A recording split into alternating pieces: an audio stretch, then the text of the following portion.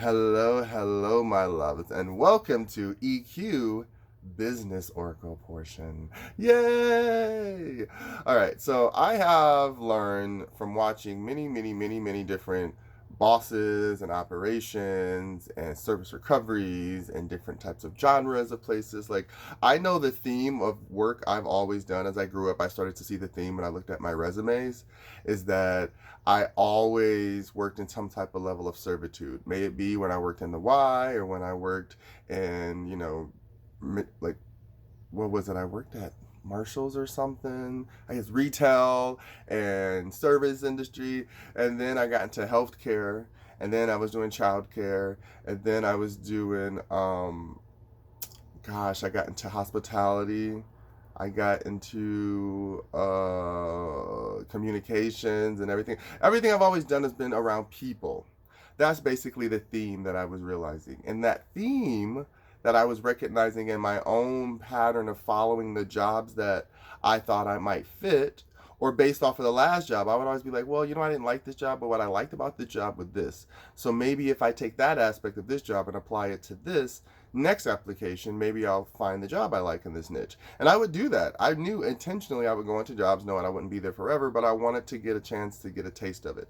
And that's when I started learning that the resume, you can really help build your next career based off of your last job.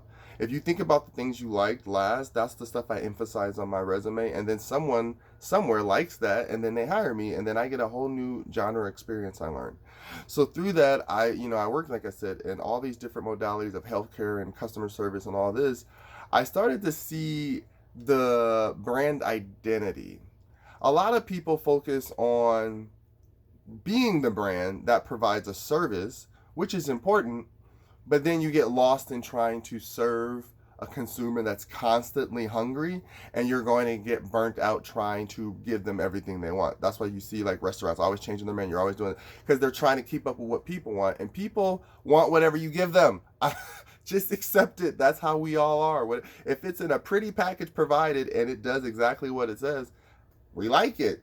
If it does kind of what it says, then we have all of our opinions and all these things, and then the person who created it starts taking it in as if it's their own to materialize. And it's like, no, you are a part of facilitating an idea and a vision. Either you can go crazy trying to appease people, which is going to, again, help your demographic if you take the best out of what they're saying, or you just say, no, I'm going to do it a different way, my way, and then give it back to you in a cleaner presentation. Whatever that might be.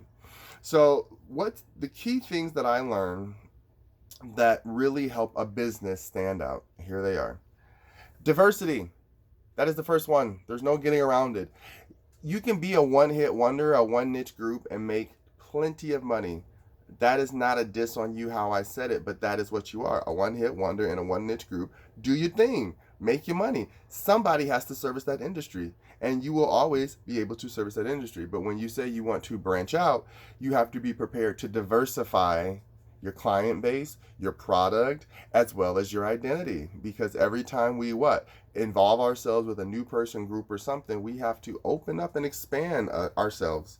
Like if you're a new kid and you walk into a new group at your old school, you were probably this way and popular, or maybe not. At this new school, you can try to be popular and no one's ever going to know you weren't before. Or you go to school and totally disappear. It's your choice because you get to walk in with saying, here's what I want to share. You know what I mean? So the diversity of knowing that there's always going to be someone watching and saying, hey, I relate to that. Don't just assume because one group buys it, that's who your demographic is solely. That's only the ones who show up. But there's still a demographic that likes it, but they just don't want to be a part of that mainstream group. You understand? There's always going to be the popular kid group and the outsiders. The outsiders don't want to be like, look at me. But at the same time, they like, look at me. So diversify your portfolio. Having consciousness. Consciousness is a very key element in business. If you aren't able to stop and think about it's the sole employee who comes in and they don't have access to the proper like transportation and stuff like that and blah, blah, blah.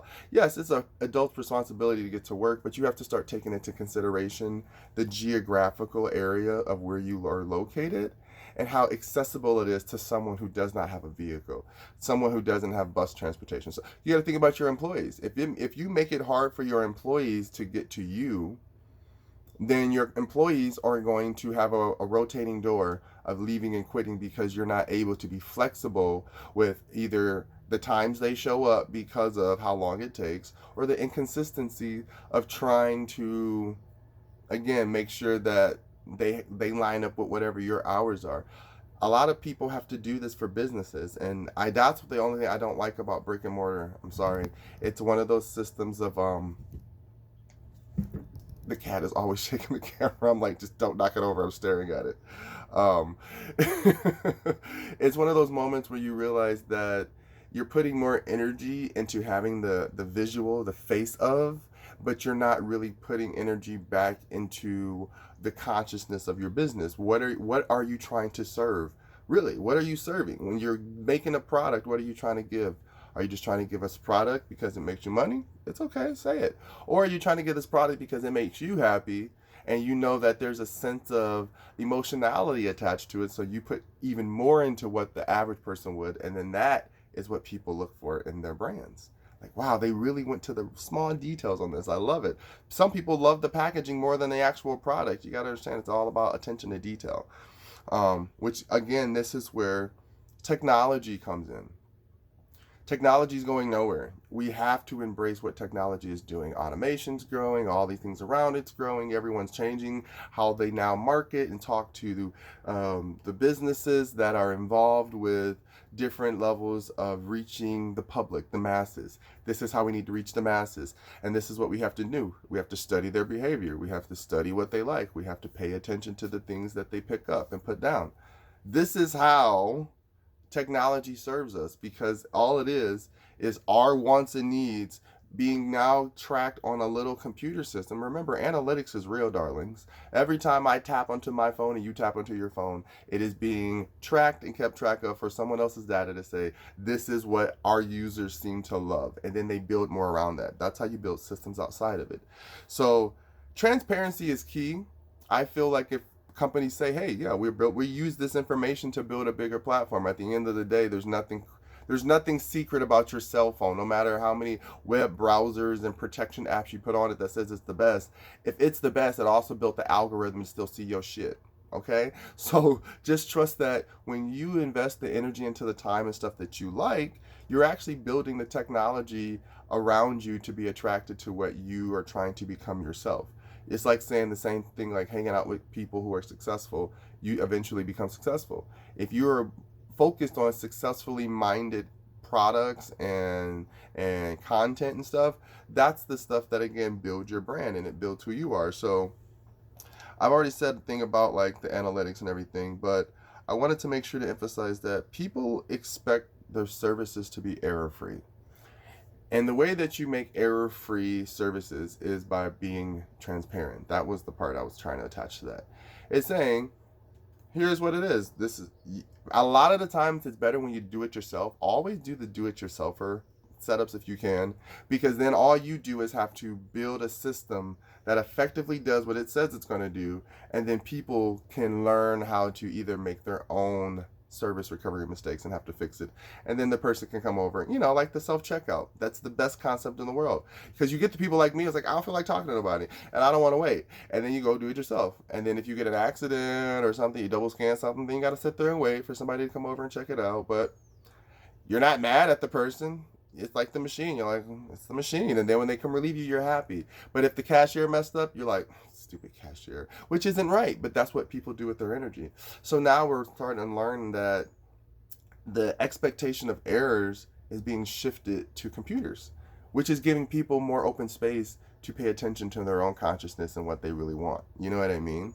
So that's one that I think you have to always evaluate, is that if you create more people involved, hands-on, which I still love. I'm not saying don't have people involved in your business, but when you have more people, you have to make way for error and be okay with it, and not try to stick to very strict rules, because then that starts to beat down the morale of your company and your employees, and they don't really put passion into it. They're going to be templates of what you want. And this is the moment where you have to make sure that you pay attention to becoming a brand that represents an entity within a system, because there's going to be other companies that do what you do, but not being just like them just because they have the brand new toy and the brand new algorithm and the brand new. Pay attention to how they service their people, because then you'll start seeing where they're lacking and you can pick up that in your customer service.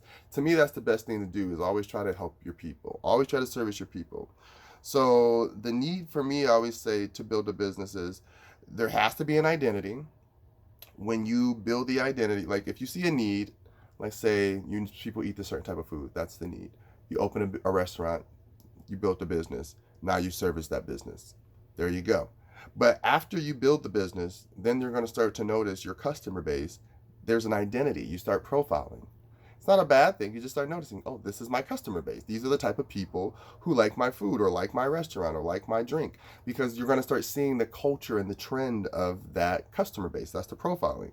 So then the best way to, again, to for that niche at that time in that location. Remember, every location is not the same. You can either try to drag that culture to the next location and see if the business makes it. Sometimes it does, sometimes it doesn't. It's like Caribou Coffee. It built like a certain niche, but it kept putting it in neighborhoods that were like nichey for the moment till the next best thing came. You got to be careful with trying to build your business around trends. So it's good to understand, like, I'm going to build this niche of my brand here because this type of customer likes it. So make it comfortable for them. If it's Midwest, make it Midwest decor. If it's the city, make it city decor. Whatever the culture is, that's how you build it for that location, for that client. And then they will start attracting each of those to, again, your portfolio of what you want to create your brand around. Because then again, this is where it becomes your brand identity. Now people know your brand as the cool brand. Let's go with that. You're the cool brand. Everything you do is about being cool. You know, we all eat, but you can eat cool. We all drink, but you can drink cool. You all shower, you can shower cool. Work out cool. Whatever. That's your brand, the cool. But you're still doing everything that humans need under that brand. This is how you build business. I don't mind giving this stuff away, because we have to start giving it to each other so we can start having really good business practice and not keep relying on places that are going to take these models and then extract the soul and the money out of people who are trying to just have a great life. So this is where, again, where you have to trust people. You have to allow people to trust you. People trust an identity that they can see as transparent and is building something comfortable for them and making them feel welcome, and then serving them. It doesn't even matter what product you serve, as long as you're serving them a service that they appreciate for that space and that understanding of what you're giving. People like a full package brand. And so this is when we return, I already said, like, when you return to your job, you stay transparent. I had to write notes down for this one because the business one I don't do very often, but they pop into my head and I'm like, that's good, I need to say this. um, because it's like when I'm always doing it myself, I don't think about what I'm doing. So to sit down and write down what I'm doing is like, oh, okay, yeah, that's what I'm doing, and I got to talk it out. So this is good for me too, as a person who's in this field, to make sure that I'm always on key with how I present my information. So look, I take acknowledgement. But at the end of the day, you want to provide the best service and quality product in your unique delivery. That is always going to be the most fundamental part of any business you start. Whatever you're trying to create it from a space of authenticity, from your heart. If you did it because, like, for me, I love music and I love comfy settings. I love lounges. I love laying back. I love to be able to observe with a nice view. I love an adult food and some good cocktails if I want to, and like maybe a TV with something on that I can watch and some good music. I want all of these stimulus because that's why I go out. I don't go out to be forced to be like, we don't talk and we have no technology. Cool. I'm gonna order my food to go. You know what I mean? Like, you can set any mood you want to, but this is how you're going to retain or get rid of customers. It's knowing that whatever you build your brand for, your brand is your brand and that's your identity. And then you start building in all of the little comforts and pleasantries that make people happy. But don't build your brand around pleasantries and the needs of people, because you will fall to basically killing yourself. Don't bleed yourself out dry. Don't be a bleeding heart. Be a heart that gives. All right, guys. I see my alarm going off. I gotta go to work. But I love you and I wish you the best. Okay, bye.